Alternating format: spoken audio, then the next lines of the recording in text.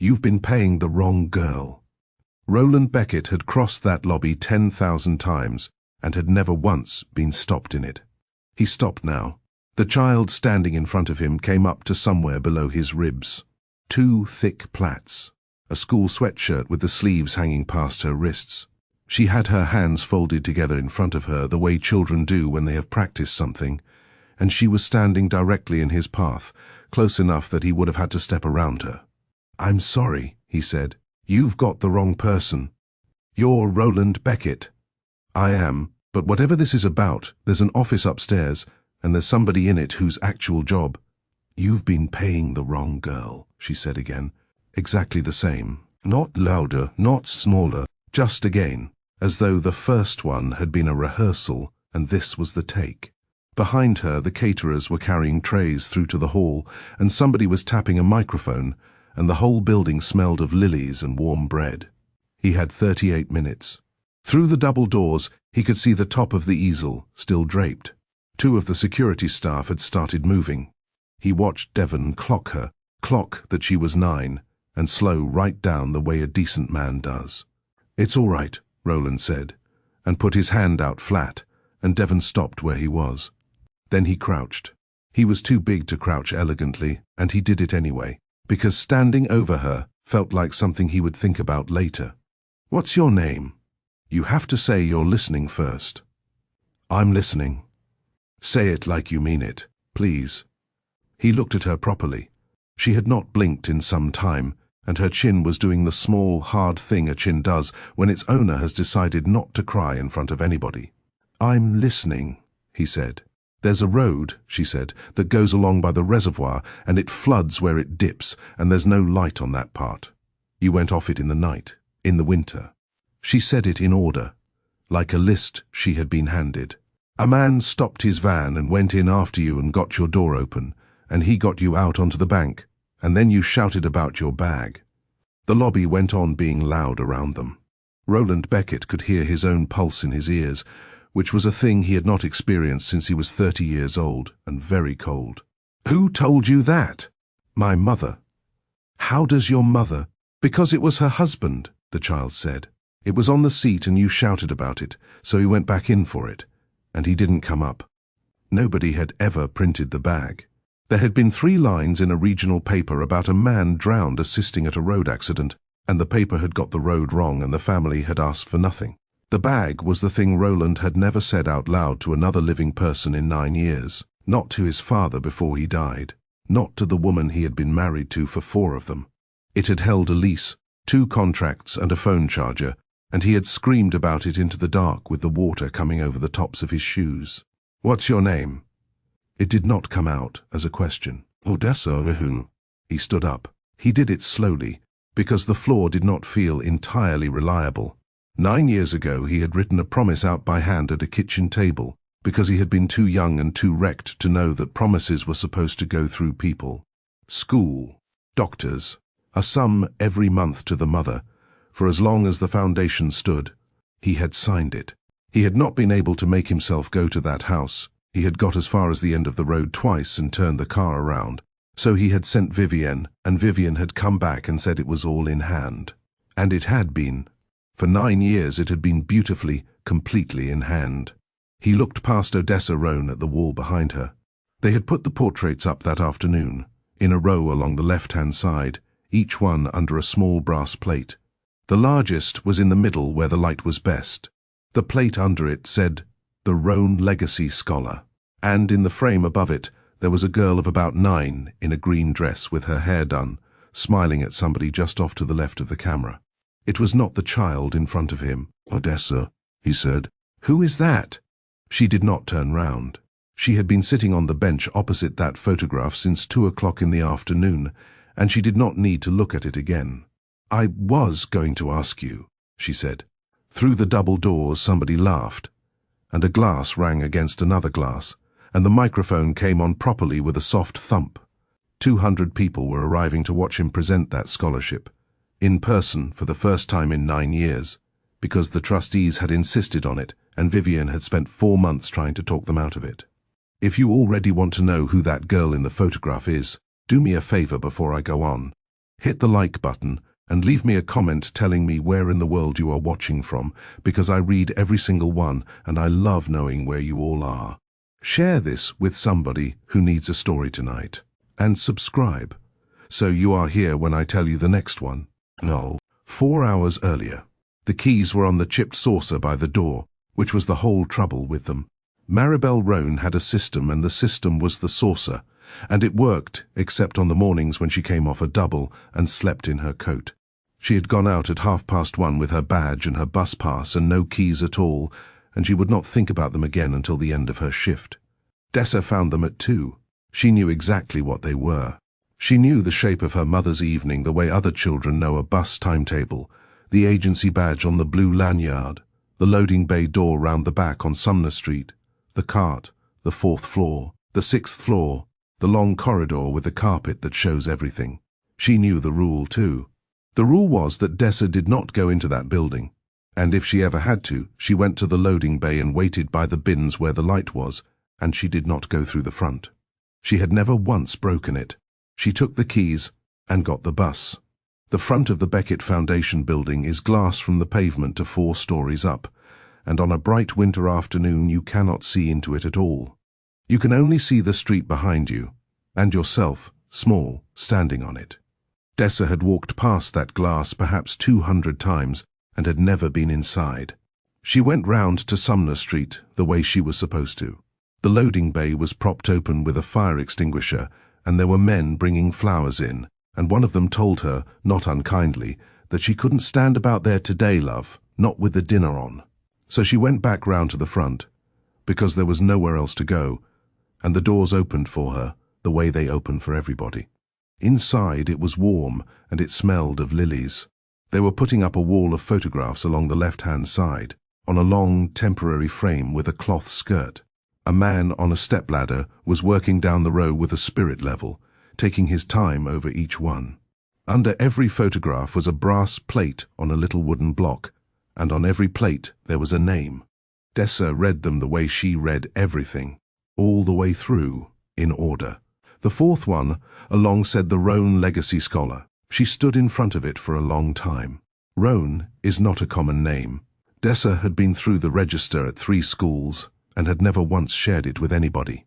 It was the thing that was hers and her mother's and her father's, and apart from a photograph in a drawer and a way of standing that her mother said was exactly like his, it was the only thing of his she had. Above her father's name, there was a girl she had never seen in her life. "Excuse me," she said to the man on the stepladder. "You all right there?" "Who's that?"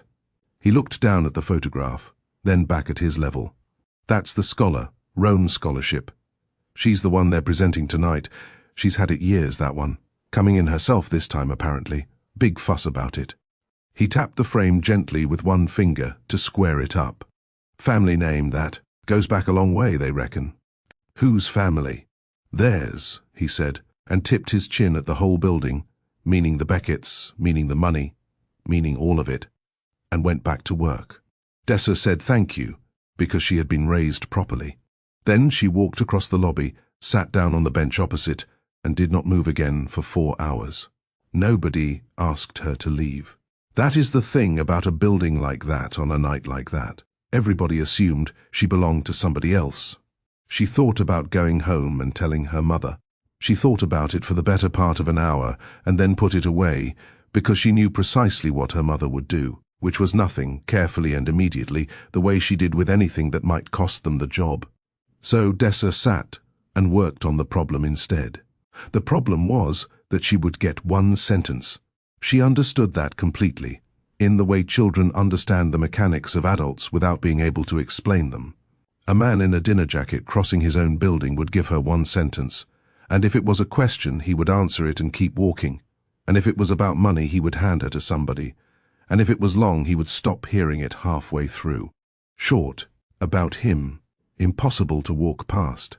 And underneath that there was the other thing, which had been sitting on her chest since 2:30. Her mother had written to this building. Odessa knew that because her mother still said so on the bad evenings, in the present tense. Nobody had ever come, and now there was a girl in a green dress hanging under her father's name, in a building her mother cleaned 4 nights a week, and in 9 years nobody had once mentioned that there was a real Odessa Rhone living 11 miles away. There were only 2 ways that happens. Either nobody had ever heard of her, or somebody had given her place to somebody else. At 6, the caterers started coming through with the glasses. At 20 past, a man took the cloth off the easel by the doors, looked at it, and put it back on. At 6:30, a woman in a very good grey dress crossed the lobby, stopped in front of the portrait wall, straightened the 4th photograph with 2 fingers, although it was already straight, and went on through. At 3 minutes to 7, Roland Beckett came out of the lift. Odessa stood up off the bench. Her hands went together in front of her by themselves, and she had her sentence. He should have taken her out to the street. He took her up instead. The lift went to the 6th floor and opened onto a corridor with a carpet thick enough to take the sound out of everything. Odessa walked down the middle of it, because walking near the walls felt like admitting something. Roland knocked once and opened the door without waiting. Vivian Beckett was at the window with her back to the room, doing the clasp of a bracelet. "You have 20 minutes, and Halloran is asking about the seating again, which I have now told him." And she turned round and saw the child, and everything about her changed, softly and completely, like a lamp being turned up. "Oh," she said. "Hello." "This is Odessa," Roland said. "Well, come in properly, don't stand in the doorway." "Roland, look at her hands, she's frozen." Vivian crossed the room, pulled out one of the good chairs, turned it out of the draft, and stood behind it with her hand on the back, waiting. "Sit down, sweetheart. Nobody in this room is cross with you." Odessa thought. Her feet did not reach the floor, and she did not let them swing. Vivian did not sit behind the desk. She brought the other chair round and sat on it at an angle, close, knees almost touching, which is how you sit when you are about to be very kind to a child. "Now, tell me what's happened." "She says she's Nolan Rhone's daughter," Roland said. "There are people who can be knocked over and get themselves upright again before they land." Vivian did not even need that much. She simply became sad, all the way through, in about a second. And it was the most convincing thing Roland had ever watched a person do. "Oh, my darling," she said to Odessa. "That's a hard thing to have been told to say." "Nobody told me to say it." "No, of course not." She looked up at Roland, and her eyes were wet, and he could not have said whether they were wet on purpose. "This is the 4th time, Roland, in 9 years. It was twice in the first 2. There are people who follow this foundation's giving. They read the plates, they read the annual report, and they work out which names have money attached to them." Back to Odessa, gently. "Which is not your fault, sweetheart. Not one bit of it." "I got the bus," Odessa said. "I'm sure you did." "With my mother's keys. She left them." "Of course." And Vivian moved straight on, to Roland, about the seating. That was the thing. Roland Beckett sat in his stepmother's office and watched her be kind to a child for 4.5 minutes, and in all that time she did not ask her one single question. Not where she lived, not who her mother was, not what her mother's name was, or where the keys were meant to have gone, or which school, or how old she was.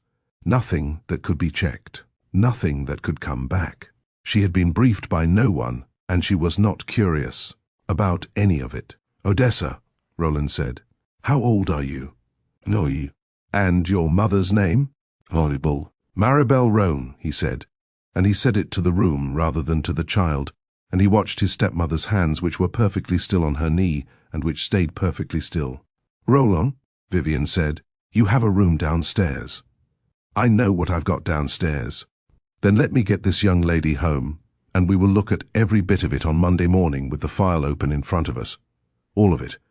I'll pull 9 years. She stood, brisk, warm, the lamp going back down. "You have never once had to worry about that fund, and you are not going to start tonight." Odessa had not said anything for some time. She had answered what she was asked, and she had added nothing at all. No detail, no pleading, no second try. Roland had spent his whole adult life in rooms with people who wanted something from him, and every last one of them had one more sentence. This child had 100 and was using none of them. "I'll take her down," he said. At the doors he crouched again, and this time it was worse. "Odessa, I'm sorry," I don't think you're lying to me. I think somebody has told you something that isn't true, and I think they've used you for it, and I'm sorry about that. If you tell me where you live, I'll put you in a car." She looked at him. He was braced for it. Standing there in a dinner jacket with the cold coming through the open door, he knew exactly how the next 10 seconds were going to go, and had already decided to be gentle about it. The raised voice, the last try, the tears. It never came. She said nothing at all. She went out through the doors onto Sumner Street, and the doors closed behind her, and Roland Beckett went and stood in front of 200 people and gave a speech about stewardship. He got through the dinner. He did not present the scholarship. He moved it to the following Thursday and told Halloran it was the seating, and Halloran believed him, because people always believe you when you say it is the seating. Vivienne did not believe him. He watched her not believe him from 4 seats away, over the top of a centerpiece, for an hour and a half. At 10:30, the last of the cars went, and the caterers started stacking chairs, and Roland stood in his own emptying hall and understood something with complete clarity. He could not look at the file. The file was 6 floors up in a room he had a key to, and every single page in it had been put there by Vivienne, and had been in her care for 9 years. A man who goes to the file goes to the one place his opponent has already been. So he went and found the person who was actually in the building.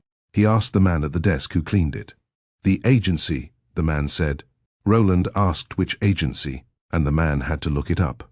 Roland asked how many of them were in tonight, and the man said 2, 4, and 6, and said it like somebody reading out a rota he had never once thought about in his life. He found her on 4 at 11 o'clock, halfway down the long corridor with the carpet that shows everything. She saw him, and she apologized. That was the first thing.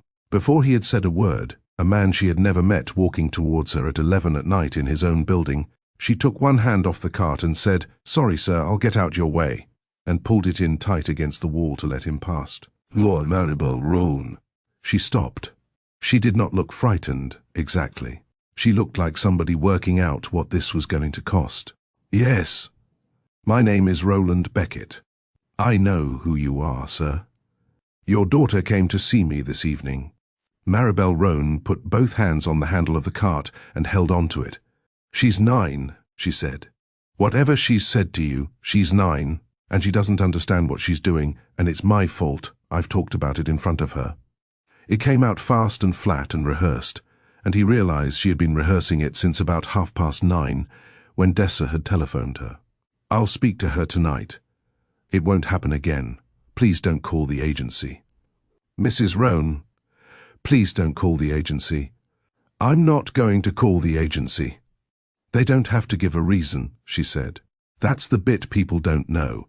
They don't have to give any reason at all." There was a row of chairs outside the meeting room at the end of 4. It took him 3 attempts to get her to sit on one, and she only did it in the end because he sat down first, and she could not stand over him. "Tell me about the letters," he said. "What letters? You wrote to this foundation." "Yes." "How many times?" Maribel looked down the corridor at her cart. "Twice a month," she said. "For 2 years." Roland did not say anything. There is a kind of silence that is not a tactic. "I got 2 back," she said.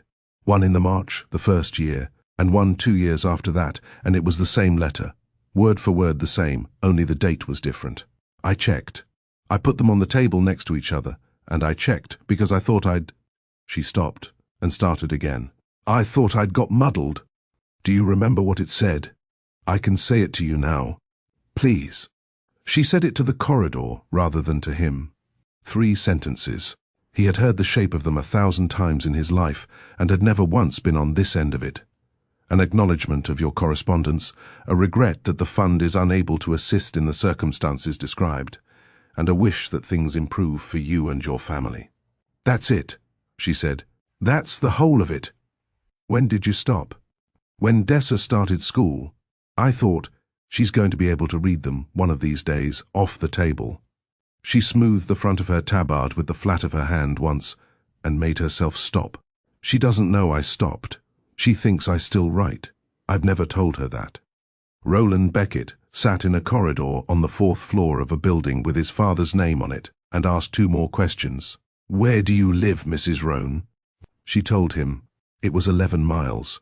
He had driven past the end of that road perhaps 400 times. "And has anybody from here ever come to see you? At any point? In 9 years?" "Once," Maribel said. "Right at the start. A lady came.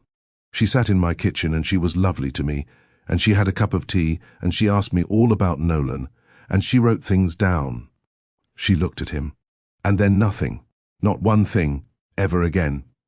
The Ellerys live in a semi-detached house on the far side of the ring road, with a garden the length of a bus, and Roland Beckett went there on the Tuesday morning without telephoning first. He heard the child before he saw her.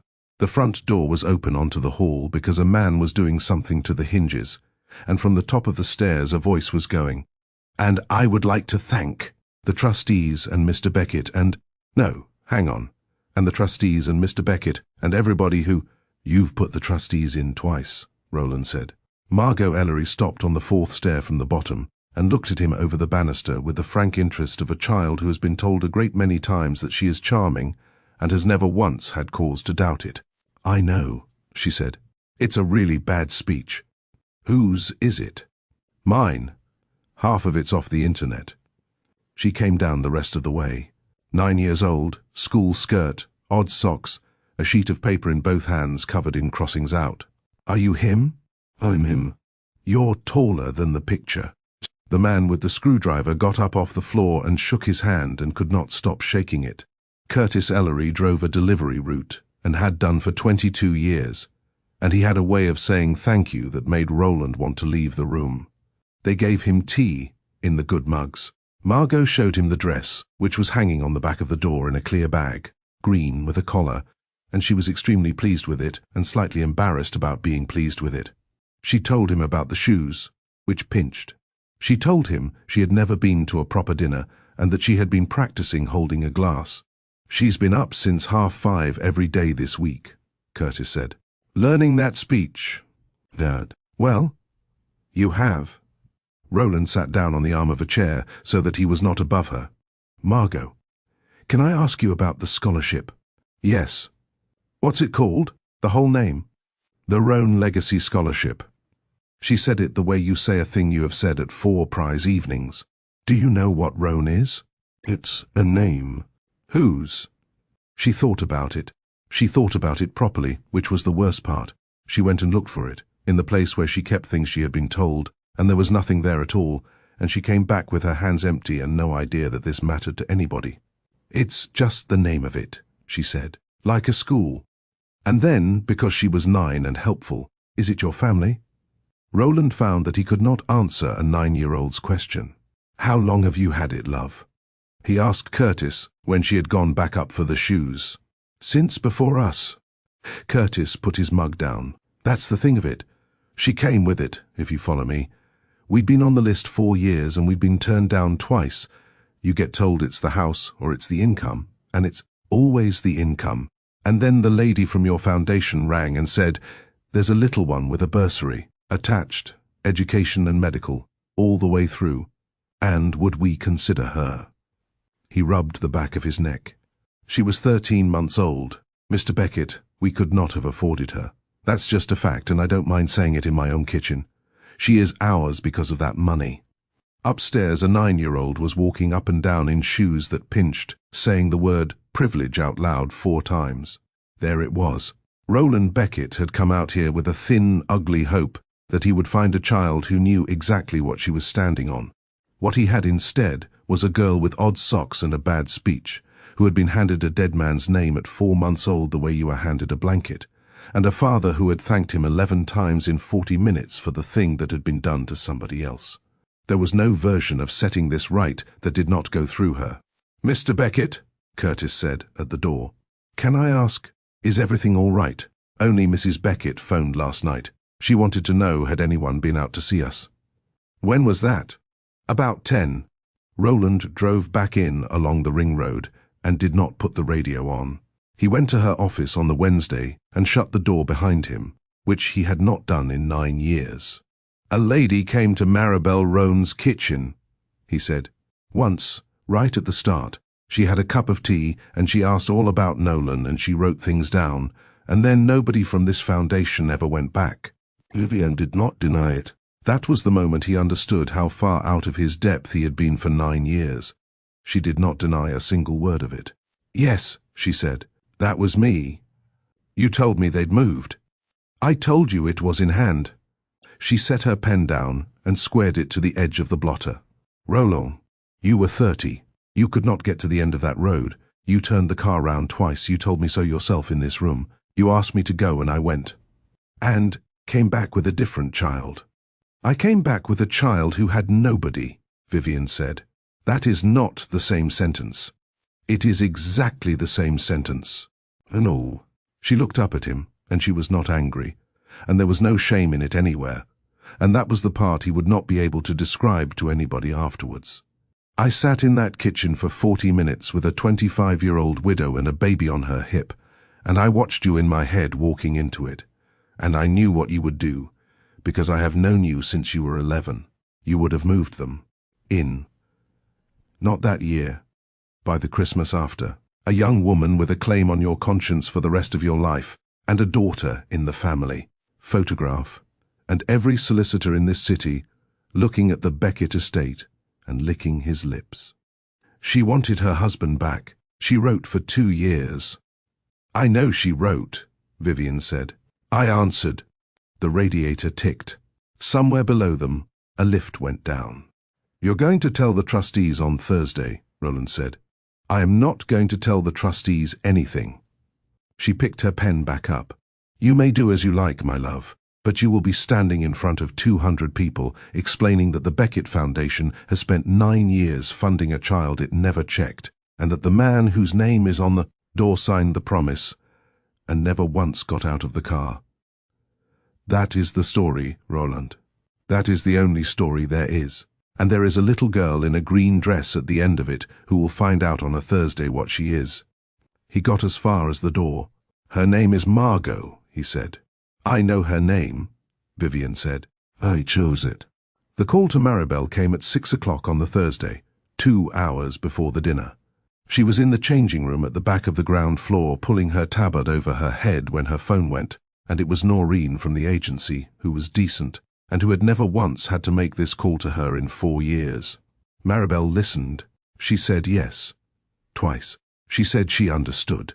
She did not ask why, because Noreen did not have a why, and both of them knew it. The clients asked us to reassign you, Noreen said. It isn't, Maribel, there's nothing on your file. I want you to hear me say that out loud. There is nothing on your file at all. Do I finish tonight? They've asked for it to be immediate. There was a silence of the kind that costs money. There's a contract at the college in February, Noreen said. I'll put you top of it, and I'll write you whatever you want, anything at all. You tell me what to put in, and I'll put it in. Thank you, Maribel said, and meant it. And that was the worst of the whole thing, that everybody involved was sorry, and everybody involved was kind, and it happened anyway gently the way weather happens. They would not let her go back up for her things. A man from the building came down with her cart, emptied, apologetic, not looking at her. Her cardigan was folded on top of it. Somebody had folded her cardigan. She was walked out through the loading bay on Sumner Street at 6:20, past the bins under the light. Dessa was standing under the light, because that is where she always waited. She had her school bag on both shoulders and she had come straight off the bus, and she watched her mother come out of the door she came out of every night, 4 hours early, holding a folded cardigan, with a man from the building standing at a polite distance behind her. Neither of them said anything until they were round the corner. Was it me? Dessa said. Maribel stopped on Sumner Street, put the cardigan on the wall, and crouched, which she had not done for a while because Dessa was getting tall. Look at me. Was it because Odessa, look at me. Dessa looked at her. You told the truth to a man who needed to hear it, her mother said. That is the whole of what you did. And if telling the truth costs us this job, then it costs us this job, and we will get another one, because I have had us out of worse than this, and you were too small to remember it. I should have asked you first. Yes, Maribel said. You should have asked me first, and I'd have said no, and I'd have been wrong. She said it flatly, with no drama in it at all. "I've been saying no for 9 years, love. I said it so many times it stopped being a decision. It just got to be the shape of me." Odessa's face went all at once, the way it had not gone in the lobby or in the office on the 6th floor or in any of it, and her mother let her cry on Sumner Street for as long as she needed to, standing up, with people going past on their way to the station. "Now listen," Maribel said when it was finished. "That girl in the photograph. What about her?" "She's 9. Odessa wiped her face on her sleeve. "She's 9, and somebody put her up on a wall under your father's name, and I want you to think hard about whether she chose that." Maribel picked the cardigan up off the wall. "Because I have been angry at somebody for 9 years, and I worked out this afternoon that I don't know who it is, and neither do you, and she's 9.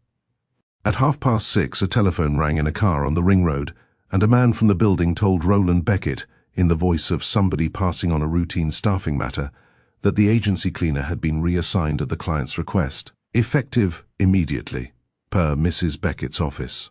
Roland sat with the phone in his hand. Then he did 3 things, and afterwards he could not have told you which of them he was proudest of. He told the driver to turn round and go to Sumner Street. He telephoned Halloran and said there would be 2 extra at the back, that they were his guests, and that if anybody asked, the answer was that they were his guests. And he telephoned the agency and said the Beckett Foundation would be ending its contract at the end of the month, that this had nothing whatsoever to do with Maribel Rhone, and that they should feel free to put that in writing and give it to her. The dinner started at 8. The hall takes 212, and there were 214 in it that night, because 2 chairs had been put at the back near the doors. Maribel Rhone sat in the coat she owned. Odessa sat beside her in the school sweatshirt, because there had been no time and no money and, as her mother had said in the car, no reason on this earth to dress up for a room full of people pretending. At table 11, Curtis Ellery was wearing a suit he had bought that afternoon and was holding his wife's hand under the tablecloth. Vivienne worked the room and was magnificent at it. She touched forearms. She remembered the names of grown men's children. Once, she stood not 4 feet from the back row with her back to it, laughing at something, and Odessa watched the beads on her dress move. The easel had been uncovered. The photograph of the girl in the green dress stood beside the podium under the lights, 3 feet high. At 9:20, Roland Beckett went up to speak. He did the thanks. He did the figures for the year. He was, Halloran thought from the side of the room, a little flat, and Halloran made a note to say something kind about it afterwards. Then he said, "Every year we award the Rhone Legacy Scholarship, and every year I have done it from a photograph. Tonight, for the first time, she is here. Margot, will you come up?" She came up in the green dress and the shoes that pinched, with her speech folded into a small square in her hand, and she was so plainly wholly delighted that a woman at table 9 said, "Oh," out loud. Roland shook her hand. He turned her gently to face the room and put a hand on her shoulder. "This is Margot Ellery. She is 9. She is top of her year in mathematics. She has held this award since before she could walk, and she has done nothing in her life but be exactly what we asked her to be. I want everybody in this room to hear me say that last part again before the evening is out." They applauded. At table 1, Vivienne smiled up at the stage. "Margot," Roland said, "before you read your speech, will you tell the room who the scholarship is named after? Take your time." The microphone picked up the paper going tight in her hand. She was a bright, quick, beautifully brought-up child, and she went and looked for the answer in the place where she kept things she had been told, and there was nothing there. And so she did what bright, quick, beautifully brought-up children do when a kind adult asks them something and the whole room is waiting. She told the truth. "I don't know," she said. The room did not react. It was not that kind of silence yet. It was still 200 people waiting for a 9-year-old to be given her line, so she could get on with the speech. "Has anybody ever told you?" Roland asked. "No," Margot said. "I asked once, and I got told it was just the name of it." Somebody at table 6 put a glass down without meaning to make a sound with it. "All right," Roland said. "One more, and then your speech, and then I'll leave you alone." He crouched slightly, so it was to her, and not to the room. "Margot, how old were you when your father died?" She looked up at him, entirely puzzled, with the microphone 18 inches from her mouth. "My dad's here," she said. "He's at table 11. 200 people turned to look at table 11, where a delivery driver in a new suit was sitting very upright with his wife's hand in his, going slowly white. And at the back of the room, Odessa Rhone stood up. Her mother did not stop her. That is the part Maribel would think about for the rest of her life, that her hand came up off her lap and then went back down, and she let her daughter stand. "I know who he was," Odessa said. There was no microphone at the back. So she did what her mother does when a corridor is long. She pitched it at the far wall and let it carry. "His name was Nolan Rhone, and he was my father." She did not perform it. She had nothing prepared. She said it in the order she had learned it, sitting on the end of a bed at 6 and 7 and 8 years old. "There's a road that goes along by the reservoir, and it floods where it dips, and there's no light on that part. A car went off it in the winter, in the night. My father stopped his van, and he went into the water, and he got the door open, and he got the man out onto the bank. And the man shouted about his bag. That was on the seat. So my father went back in for it." She stopped and started again, because that is where she always stops. "He didn't come up. They found him in the morning about a quarter of a mile down. I was 3 months old. I've got one photograph of him, and it's folded, because it lives in a drawer." Nobody in that hall thought she was lying. There is a difference between a story told and a thing carried, and 200 adults heard it in a second and could not afterwards say precisely how. Roland Beckett stood at the podium with his hand still on Margot's shoulder. "Thank you," he said. And then, to the room, "The man on the bank was me." Vivienne stood up at table 1. She was very good.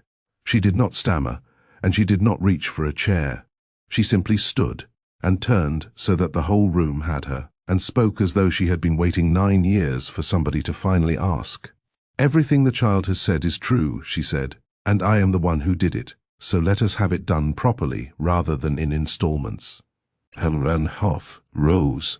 Roland lifted one hand, and Halloran sat down. "I went to that house 9 years ago because Roland could not. He was 30, and he had watched a man drown for a bag with a lease in it, and he could not get to the end of the road. He turned the car around twice, and if he is honest, he will tell you so tonight." She looked around the tables, unhurried. "And I sat in a kitchen with a widow of 25 and a baby, and I saw the whole of the next 40 years. She would have been in this family by the Christmas after. Not through wickedness, through grief, and gratitude, and proximity, which is how it always happens. And this foundation, and this name, and everything my husband spent his life building would have belonged to a stranger with a very good story." "Vivienne," Roland said. "I found a child who had nobody at all," she went on, "and I gave her 9 years of a life she was never going to have. Look at her. Look at her father, who could not have adopted her, and told you so himself in his own kitchen, and thanked you for it until you wanted to leave the room." She turned finally to the back of the room, and she looked at Odessa Rhone properly for the first time in her life. "I am not going to stand here and tell you I have lost sleep. I did the arithmetic, and I would do it again, and the only thing I did wrong in 9 years was answer those letters myself instead of paying somebody to. And that was it. That was the whole of it, said out loud, in a room she had spent 30 years being loved in. There was no argument to have with her. That is what undid her. She had not been caught in a lie. She had explained herself completely and calmly, and 200 people had listened to a woman say that a 9-year-old had been chosen for having nobody to come asking. At table 11, Curtis Ellery put his head in his hands. Roland asked his stepmother, in front of all of them, to leave her keys to the disbursement office at the desk and to go home. 2 of the trustees were already standing. She looked at him for a long moment and understood, correctly, that there was nothing left to work with, and she walked out through the front, past the portrait wall, and she did not look at that either. And at the podium, in a green dress, under the lights, Margot Ellery was still standing there holding her speech, with nobody in the world having said one word to her. Roland went down on one knee at the podium, which the photographs the next morning made a great deal of, and which he did for the simple reason that she had started to shake. "Am I in trouble? Oh, did I do something? Listen to me, because I want you to have this exactly right, and I want you to have it in front of every person who just watched." He turned so that the microphone would take it. "You were 4 months old. A child cannot be a mistake, and you are not one, and nothing that happened in this room tonight was yours." He told her, and the room, that everything she had would continue all the way through to the end of her education from his own money and under her own name, because she had done nothing at all, and because punishing her would have been the second wrong thing done to a child in that hall. "You're still ours," Curtis Ellery said from table 11 out loud in front of everybody. "You've always been ours. It was never about the money, love. We just couldn't get you without it." Then Roland asked Odessa Rhone and her mother to come up. They came up the middle. "It is a long way." Dessa went first, because her mother's legs had stopped working properly, and about halfway along Maribel took her daughter's hand, which she had not done in public since Dessa was 6 and had made her stop.